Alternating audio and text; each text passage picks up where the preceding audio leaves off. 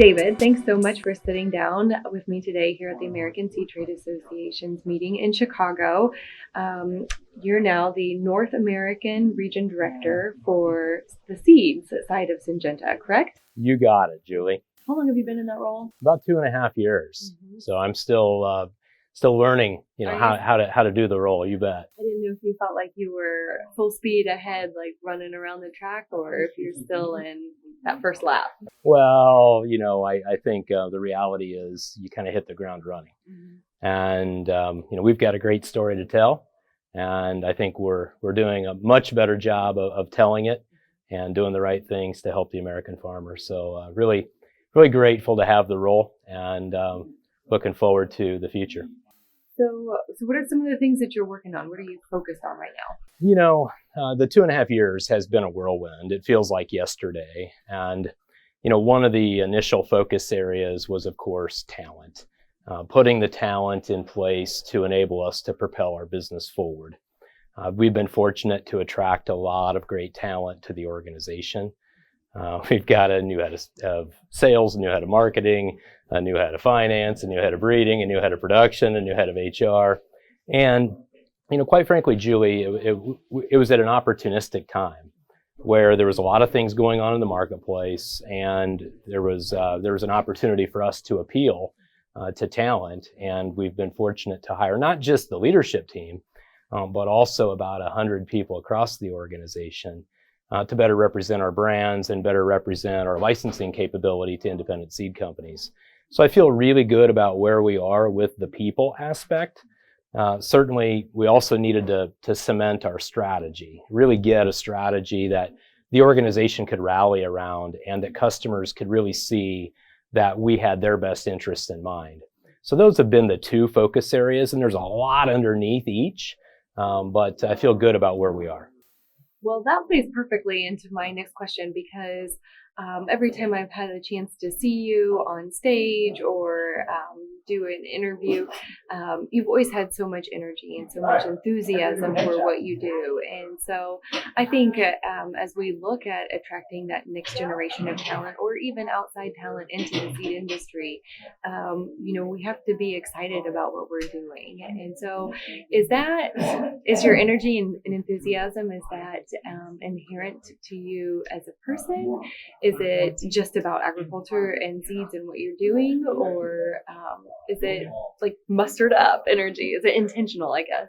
Well, I think the reality is if you're passionate about what you do, if you like the industry you're in, you're going to bring your best self to work. And we talk about inclusion at work. Creating an environment where people can represent their best self and bring their opinions to the table and really feel heard. What I feel about this industry is that inclusion, right? I feel great about what we're trying to do. I feel great about the mission of innovation in agriculture. We've got, a lot of hungry mouths to feed, and certainly, the prospects of agriculture moving forward are very, very bright. So we've got a great purpose, and if we can't lean into that and really, drive our energy from that, something's probably wrong. But when I get the chance to meet with prospective employees or colleagues that I work with today, it's really about putting them in a role that allows them to, enjoy their passions, whether they're passionate about agronomy or passionate about leading people or passionate about running a P&L. Putting them in the right role, but then also matching that up with the appropriate skill sets. And if you find the great skill sets and a passion collide, I think you're going to find your career sweet spot. And frankly, Julie, I think I've found mine. That's awesome. So that's what everybody wants, right? Is to hit that sweet spot and feel good about what they're doing and feel confident in what they are bringing to the table every day. Exactly. And, I'm blessed, right? So if you go back, in high school, I thought I wanted to be a farmer. I didn't have that chance, but I've been blessed to get to work in an industry that I love, serving farmers and serving, the many clients in between us and the farmer. And that's a fun place to be. If you can find an industry you love and you find a role that you really love, I don't think I could have scripted it any better. Well, what is your advice or recommendation to others in the seed industry in terms of how the entire industry can pull more people in, whether it's those from outside of agriculture who may bring new skill sets or their talents to the industry, or to young professionals who are just getting a start? You know, I had the chance yesterday, as an example, to interact with my alma mater. So I'm sponsoring an international ag class, and I gave a lecture on the trends that are reshaping the industry. And what I've found is we're not telling our story as well as we could. It's probably not a new revelation to you. We simply have a great story to tell, and we don't tell it as well as we could. And it really goes back to our purpose. We're trying to feed the world in a sustainable way. And you know, we've got a growing, hungry population. We today have 7.5 billion people on the planet. We're soon going to have 9. It's going to approach 10 by 2050. We've got to increase the innovation and the yields that farmers achieve, and we've got to do it on less land. So that is a lofty objective, or set of objectives. We've got a great purpose, and we just have to tell our story in a better way. We also have to mine for talent. We have to bring people in that have diverse perspectives and help us think differently. And that's something that we haven't been as good at as we should have been. But I think it's a great opportunity. And as I think of the land grant population today, the students that are engaged in land grant institutions, many of which aren't with a similar background as myself. They didn't grow up in production agriculture, but they're passionate about agriculture, and we need to find ways to attract them into the industry. So if you could put a billboard along the highway, which you can, but if you had a personal billboard, what would it be? Well, it wouldn't be a personal billboard. It would be a billboard about what we're trying to achieve at Syngenta Seeds. And you've heard me talk about this before, and I'm passionate about it. I believe we have a great opportunity to write the greatest comeback story in the history of the seeds business. Why do I say that? We have a market share position that is lower than what most experts would suggest we should have. We've got high-performing genetics. We've got world-class traits, arguably the best above and below ground insect traits in corn. We've got the best genetics in soybeans, trait choice. We should have a higher market share than what we have. But the reality is we've got incredibly good competition, many people that are serving the farmer in a great way. And once a farmer votes and they're happy, they're very, very hard to switch. But for me, that billboard would say, come be a part of writing the greatest comeback story in the history of the seeds business. Well, that is a great segue into kind of the next area, which is more focused on the business aspect of it. And so you mentioned choice, you mentioned genetics, you mentioned traits, and there has been a lot of change. What is your focus for the year ahead? Yeah. So on the corn side, again, we have one of the largest germplasm pools in the world. And we do have arguably the best above and below ground trait package with Agrishare Viptera coupled with Agrishare Duracade, which now we have freedom to operate globally. We now have full approval for importation of Agrishare Duracade, which has been a hindrance for us in the past, in that you feel like you're running a sprint with one arm tied behind your back sometimes, because the farmer wants to have a product that they know that they can have full marketability to. So those in combination with Enogen, so Enogen technology really has been a propeller for growth for us in the ethanol space. It's now really being a propeller for growth for us in the feed space. So ruminant animals are, animal producers are seeing healthier cows. They're seeing a higher rate of gain. They're seeing a 5% feed efficiency conversion, which is huge. And it's just now about making sure that we give people that experience. So I see great growth potential in our corn business across both brands, as well as our licensing business into independent seed companies. On the soybean side, I feel really great about the genetics we have. arguably the best genetics. You look up and down all the first trials, and you're either going to see an NK or Golden Harvest winner in that pack. And we also offer trait choice. So if a farmer wants to use Roundup Ready Extend, we have that, arguably the best. We also have Enlist E3 soybeans. And, I think there's a lot of uncertainty in the farmer's mind around what trait package they're going to go with. My point is we can help you with either. So whatever weed control solution you're looking for, we can match up genetics that really help you win. And so we've talked about corn and soybeans. What about wheat?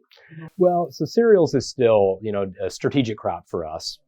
There are challenges with cereals in that it's not the most profitable enterprise in the world. Sure. AgriPro is, though, the leading brand in the marketplace. We're proud of that. We're continuing to invest in AgriPro, both the varietal business as well as the long-term prospect of the hybrid business.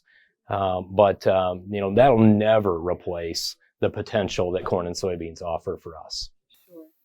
And we know that, kind of going backwards, we know that every year farmers get to vote, and that you have a opportunity to capture more market share each year. And so unlike a lot of other products that maybe it doesn't cycle quite like that. Well, for sure. This business is a combat business, right? It's a 24/7, 365 relational and data-driven business. And yes, they do get to vote with their pocketbook every year. And we need to earn that vote every day of every year. It's a hard business, but one that we really enjoy. And, frankly, we look forward to the opportunity to show why they should vote with us. And then, sorry to jump around a bit on you, then going back to wheat, tell me if I'm wrong, but there was an announcement that Syngenta closed its Canadian wheat or Canadian offices. Is that correct? The varietal wheat business in Canada, we have merged with the U.S. business. So, the reality is our business isn't far different from that of the farmer. If we can't make a suitable return on investment, or any business, it's really hard to have, the magnitude of investment we had. So yes, we have scaled down our entity in Canada. We've focused on the United States. We have focused our hybrid business in Europe for a first launch with the expectation of once we have success in the marketplace, we will then bring that to the U.S. and the Canadian businesses. Well, what are you most looking forward to as, say 5 years out? Well, I think as I just reflect on 2019, I'm looking forward to getting to 2020. Everybody is. Julie, it was my heart goes out to our customers that are still in the field. It's been, obviously the most unprecedented, challenging market that we've ever experienced. A lot of unplanted acres, a lot of late planted acres. Certainly, harvest is still going on in the northern areas, and it's been very, very challenging for everybody. So I'm looking forward to getting to 2020 and finding some sense of normalcy. But beyond that, it's really about serving customers. It's about growing our brands and the affinity for our brands in the mind of the customer, and really being that valuable choice that they want.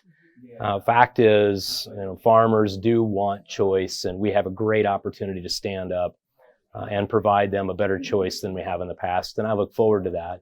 And I look forward to the day when NK, Golden Harvest, and the AgriShirt trait package are household names. You mentioned earlier that you gave a lecture yesterday to a class of your alma mater, and what on key trends or key drivers, what one driver would you maybe spotlight that you think might be ignored or that you think is under the table still? Well, I don't know that anything's being ignored. I think we're all focused on the innovation necessary for sure. We all understand that we're going to have to do this on less land. And, therefore sustainability will become much more a part of our offering moving forward, making sure that, we're producing more with less. And that is not an easy concept for us to just quickly lean into. I feel great about the technological aspects, in the trend sphere, if you will. The combination of biotechnology, gene editing, new emerging technologies, digitalization. We're going to be able to speed products to market faster than we have in the past. I think, certainly the trend of farmer consolidation, farmers becoming much, much larger, much more business oriented, that's here to stay. And I think most people are figuring out ways to better serve the farmer customer. I think the trend that keeps me awake at night the most is social acceptance. And how do we make sure that we do our job of understanding the needs of consumers and then putting our best foot forward of explaining the great safety profile of the technologies and the products that come from those technologies that we have to offer. This is not an easy thing for any of us in the marketplace to overcome, Julie. But I certainly think it is the most challenging of all of the mega trends that we have to deal with. Yeah. I've been a bit surprised that I've not heard anybody today specifically talk about soil health, and that seems to be a lot of investment going in there, a lot of research into understanding, what is soil health, how do we improve it, and what's Syngenta doing in that area? Well, certainly like others, studying it to understand what we can do incrementally better is a part of our research and development program. I think the majority of the offerings we have are on seed technologies, so seed care products that would enhance the viability, the vigor, the nutrient uptake, nutrient efficiency of the plant. But I think we're only just beginning in this arena. And I think you'll see a lot of investment activity and, frankly, a lot of new technologies come as we move forward. So I think, perhaps a new area of opportunity for all of us. Fantastic. I think that rounds out my questions today. Is there anything that you think is important that we haven't touched upon? Julie, I'd just say thank you for what you do. Thank you for what Seed World does. Thank you for representing ASTA and what we're trying to accomplish as an industry. I think it's important to get our voice out there, and I think you do a great job of it. Thank you so much. I appreciate it.